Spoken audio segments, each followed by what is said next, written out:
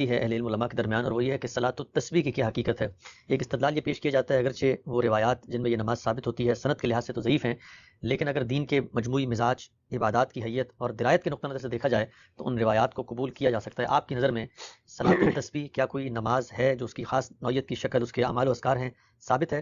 اور کیا روایت کو درایت کی بنیاد پر قبول کیا جا سکتا ہے؟ یہ روایت کو سب سے پہلے روایت کی بنیاد کے اوپر قبول کرنا چاہیے یا رد کرنا چاہیے۔ اس کی وجہ یہ ہے کہ رسول اللہ صلی اللہ علیہ وسلم کی طرف کسی بات کی نسبت ایسے نہیں کی جا سکتی۔ پھر ایک ایسی بات کی نسبت کہ جس کی کوئی اور نظیر آپ کو نہ ملتی ہو، تو یہ کسی حال میں بھی قابل قبول نہیں ہو سکتی۔ میرے نزدیک رسول اللہ صلی اللہ علیہ وسلم کی نسبت سے اگر کوئی بات اخبار احاد میں بیان ہوئی ہے اور وہ صحیح روایتیں ہیں، صحیح کا مطلب کیا ہے؟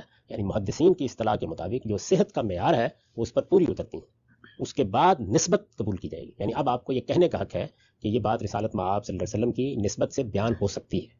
اس کے بعد درایت کا عمل شروع ہوتا ہے۔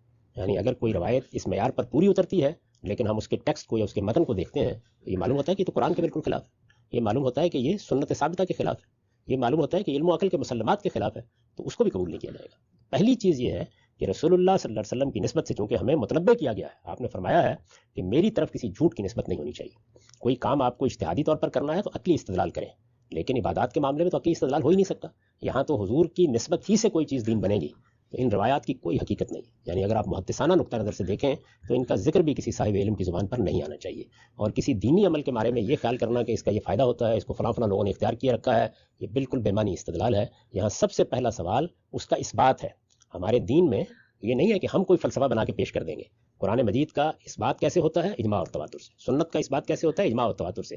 اخبار احاد میں یہ ضروری ہے کہ ان کی سند کی بحث کر کے آپ پہلے متعین طور پر بتائیں کہ ان پر کوئی اعتراض نہیں ہے سند کے لحاظ سے، یعنی راوی کی سیرت و کردار پر کوئی اعتراض نہیں ہے، آپ کو اس کے تاریخی اتصال پر کوئی اعتراض نہیں ہے، آپ کو ان کے حفظ و اتقان پر کوئی اعتراض نہیں ہے۔ پھر متن کو دیکھیں، یہ قرآن کے خلاف تو نہیں، سنت کے خلاف تو نہیں، علم و عقل کے مسلمات کے خلاف تو نہیں۔ ان تمام کسوٹیوں پر پرکھنے کے بعد آپ کو حق ہوتا ہے کہ آپ حضور کی نسبت سے اس بات کو بیان کریں۔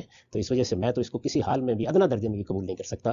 میرے نزدیک دین کے معاملے میں آپ کو بڑی محکم دلیل کی بنیاد پر کوئی بات کہنی چاہیے، اس سے ہٹ کے نہیں کہی جا سکتی۔ یہ تو ہے روایت کا معاملہ۔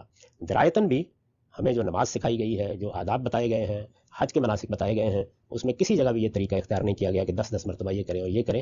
یہ کچھ صوفیانہ قسم کی روایات ہیں جو ہمارے ہاں آ گئی ہیں، میں ان کو بالکل بے بنیاد سمجھتا ہوں۔ تو ہم سے پھر یہ کہا جا سکتا ہے کہ صلاۃ التسبیح ایک بدعت ہے؟